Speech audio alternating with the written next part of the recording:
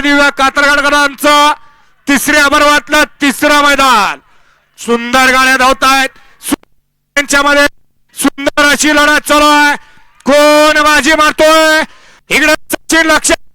अतिशय सुंदर आणि पुन्हा एकदा शेवटच्या क्षणाला डबल टाप टाकला आणि निकाल घेतला. असा साज पळाला. पुशेगावच्या मैदानातला 1 नंबरचा मान पटकावला होता. असा साज सचिन आणि लक्ष्या.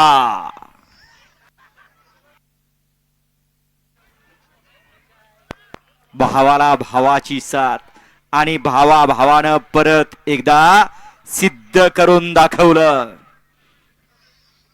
बाकी आज काय नाही हो.